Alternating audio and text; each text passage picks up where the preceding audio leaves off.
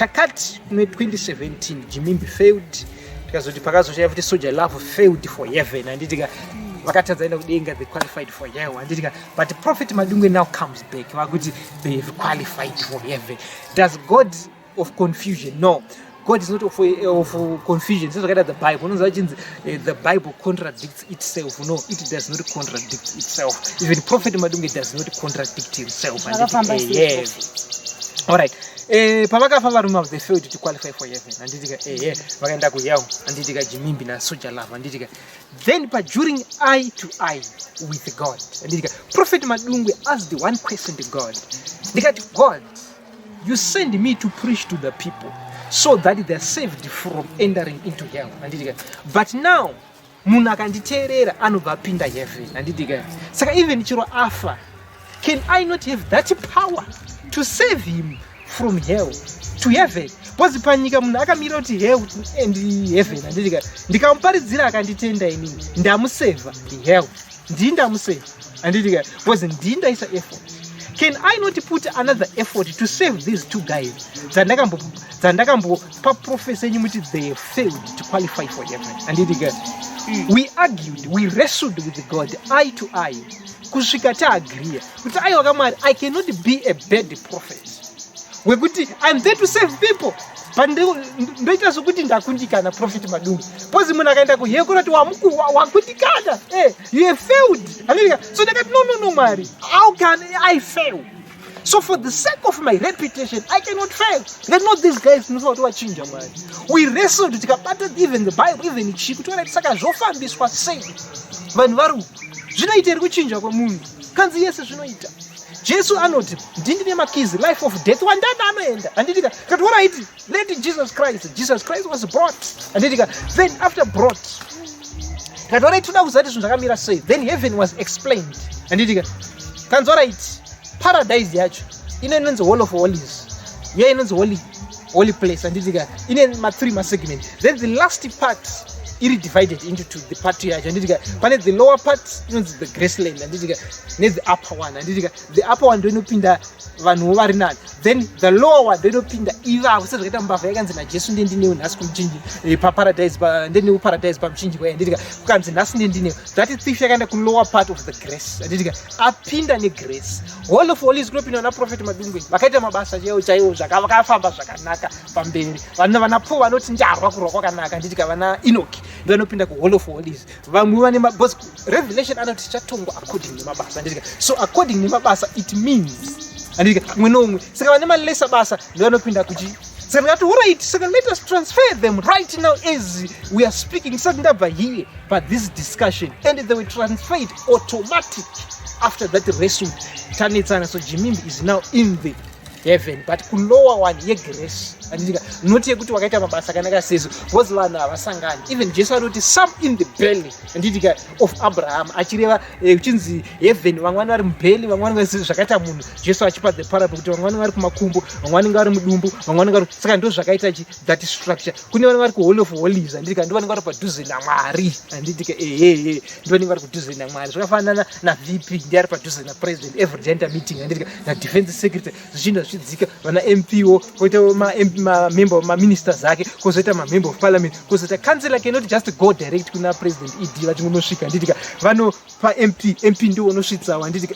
even that structure iripo Mwari haungopa sviki vakanyatsosevha Mwari ndo vanenge vari mudhuze andika vana Enoch vana Prophet Madungwe andika na Abraham andika tise tiri padhuze tise tiri ku holy of holies andika vachiteerawo vakaita mabasa ari nani ndo vari pa holy place then ku grace land kwacho kune pa upper one andika vakapindwa grace but vane mabasa ari nani then vastori no mabasa vakaita ari kufadza Mwari vanopinda ku lower part yeku grace ndo zvakaitwa soldier love because ndakati how can I be a failure yekuti ndiri kuindisa vanhu kuhell instead yekuti vanhu vaende kudenga ndika so they were saved. Ngeni bokubata prophet tidzore zvishoma mashuri mataure mimi mukati makaseva Ginimbi na soldier love why makaseva vari kuchete kudenga tikuzoti kwakaenda vanhu vakawanda vakatsva vakati wandei hatina kuzoziva kuti kutsva uku munhu kana achitsva kuhell anotsva kuti adota here imi makazovasevha sei kuti vabve kudota kuenda all right Tona kuti hell it's a temporal place in paradise.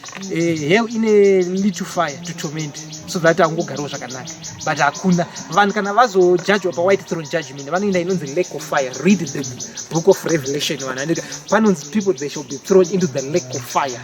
Hell haitomborina moto unotyisa.